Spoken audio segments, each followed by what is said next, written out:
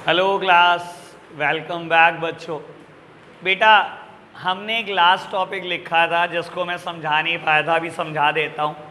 Topic का नाम था पीएपी, अ क्रिटिकल इवैल्यूएशन। बेटा, poverty alleviation programme, a critical evaluation. बेटा, गवर्नमेंट बहुत सारी स्कीम चला रही है लेकिन बहुत सारी कमियाँ हैं उसके अंदर। बाबू, मैंने कुछ 7 पॉइंट लिखवाए थे, अभी करते हैं डिस्कशन। सबसे पहली बात बेटा, जितनी भी पीएपी स्कीम्स आपको दिखाई देती है सब गवर्नमेंट स्पॉन्सर्ड प्रोग्राम है। एक भी प्राइवेट प्लेयर आगे आता है बेटा ऐसी स्कीम्स को चलाने के लिए? कोई नहीं आज तक आगे आया बेटा। चाहे आप टाटा हो, चाहे आप बिरला हो, चाहे अंबानी हो, इतने बड़े बड़े बेटा इंडस्ट्रियलिस्ट हो, इतना पैसा आपके पास है, लेकिन बेटा एक भी स्कीम गरीबों के लिए किसी प्राइवेट सेक्टर ने नहीं रन कर रखी। सबसे पहली कमी। दूसरी कमी बेटा, many non poor took the advantage of the scheme.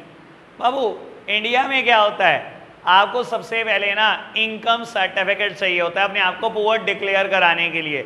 और मैं बोलता हूँ एक ऐसी कंट्री जहाँ बेटा पुअर अपने आप को डिक्लेयर कराने की होड़ लगी रहती हो, सारा दिन कचहरियों में भीड़ लगी रहती है, मेरी इनकम इतनी है, मेरी इनकम सर्टिफिकेट इससे कम का बनवा दो।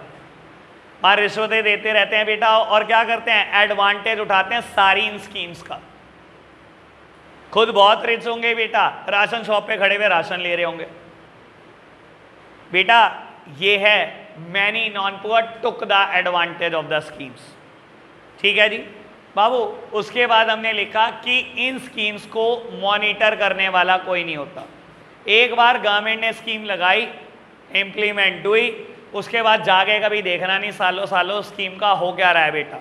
और अगर किसी को इंचार्ज अपॉइंट किया भी जाता है, ये मैं 6 और 7 पॉइंट बता रहा हूँ, अगर किसी को इंचार्ज अपॉइंट किया भी जाता है बेटा, वो उन्हीं का बेनिफिट सोचता है जिनके पास पहले से बहुत रिसोर्सेज हैं। देखो, मनरेगा जैसी स्कीम हमेशा गांव में लगती है, ये स्कीम किसी शहर में नहीं लगती। आप क्या कर रहे हो, गांव का इंफ्रा डेवलप करा रहे हो। आपने बेटा बोला जो भी पुअर पीपल है वहाँ के, कि आपको हम 100 डेज के लिए मिनिमम वेजेस देंगे अगर आप हमारे साथ इंफ्रा डेवलप कराते हो। आपने बेटा उनको इंफ्रास्ट्रक्चर डेवलपमेंट में इन्वॉल्व किया। एक्चुअलिटी में 70 लोग काम कर रहे हैं बेटा, गवर्नमेंट तक पहुंच रहा है बेटा 100 नाम। 30 लोग कौन है बेटा, ये इंचार्ज के ही बेटा कुछ घर वाले होंगे, कुछ बेटा सरपंच के घर वाले होंगे, या और कोई बेटा लीडर के किसी के घर वाले होंगे। जो रिसोर्सफुल पर्सन है, जिनकी बहुत अच्छी पावर है, जो बेटा पहले से ही रिच है, उनको ही बेनिफिट दिया जाता है स्कीम्स का बेटा। गवर्नमेंट कौन सा आगे देख लेगी मनरेगा स्कीम में कितने लोग काम कर रहे हैं बेटा, कोई है ही नहीं इवैल्यूएट करने वाला। बेटा एक और कमी होता क्या है बेटा, रिमोट एरियाज तक एक भी स्कीम पहुंचती नहीं है। आप रिमोट एरिया आपकी नज़र में पता नहीं क्या होता है बेटा, लेकिन हिमाचल के छोटे छोटे गांव बेटा पहाड़ों पर कहीं ये स्कीम पहुंचती नहीं है बेटा। अगर आप हालात देखोगे ना तो ऐसे ऐसे हालात हैं बेटा, बहुत लोग पहाड़ों से सहारनपुर माल लेने आया करते हैं बेटा, बहुत लोग आया करते हैं, ठीक है ना।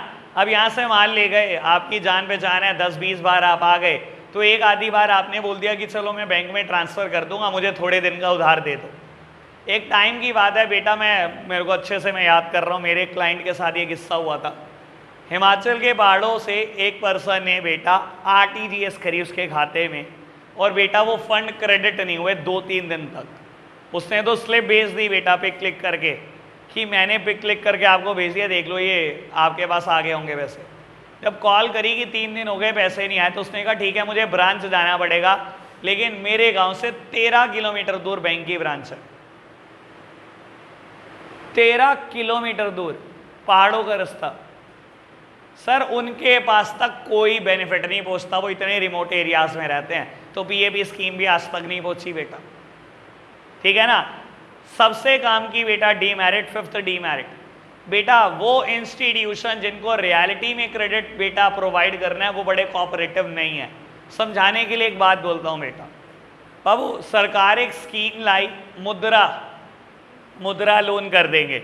आपके पास कोई नया बिजनेस आइडिया और 10 लाख रुपए तक का लोन कर देंगे अनसेक्योर्ड, कुछ गिरवी नहीं रखना, कोई प्रूफ नहीं देना बेटा, एक आधार कार्ड लाओ और 10 लाख का लोन ले जाओ। बस आपका आइडिया बहुत अच्छा होना चाहिए बिजनेस स्टार्ट करने का। आइडिया अप्रूव कौन करता है बेटा, एक बाबू बॉडी होती है हर डिस्ट्रिक्ट में जिसका नाम होता है DIC, district industry centre. Idea वो अप्रूव करता है, बाद में लोन करता है बैंक। अब हालात बताता हूँ आपको क्या है, एक्चुअलिटी के साथ अवेयर करा देता हूँ। आपने आइडिया दिया बहुत अच्छा, डीआईसी ने अप्रूव कर दिया, आपके आइडिया पे मोहर लगा दिए। मैं बोलता हूँ आइडिया नहीं भी अच्छा था, आपने मैनेजमेंट किया बेटा, कुछ ना कुछ खिलाया, डीआईसी से अप्रूव करा लिया, ठीक है। अब बैंक में लोन लेने पहुंच गया, आपको क्या लगता है बैंक लोन कर देगा? यही तो समस्या हमारे देश में, कोऑर्डिनेशन ही नहीं है। सरकार कह रही है हमें गरीबों को लोन देना है, डीआईसी कह रहा है आपका बहुत अच्छा आइडिया, हम आपको लोन देने के लिए अप्रूवल दे रहे हैं। जब आप बैंक के पास गए, ये लो जी मेरे पास अप्रूवल है मुद्रा लोन का, बैंक कहता है नहीं नहीं ये तो हमारे टारगेट पूरे हो गए। तो बैंक मैनेजर को क्या दर्द है, वो क्यों नहीं लोन करना चाहता? कल को उसका प्रमोशन इस बात पे रोक लिया जाएगा कि आपने लोन करा था, रिकवरी नहीं हो रही। बैंक मैनेजर ने अगर लोन कर दिया, अनसेक्योर्ड लोन है, कोई सिक्योरिटी गिरवी नहीं है, 10 लाख का उसने लोन कर दिया, कोई भी नहीं देता किस्त, कोई 2 देता है, कोई 4 देता है, उसके बाद सब गायब हो जाते हैं बेटा।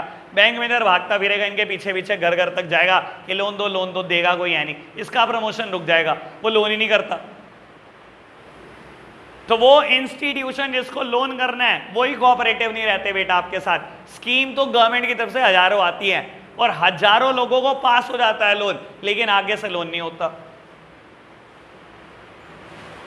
तो ये सारी कमियां हैं बेटा पीएपी में, समझ आई बात? मैंने 7 की 7 कमियां बोली हैं, रीड कर दो, कोई समस्या तो पूछो।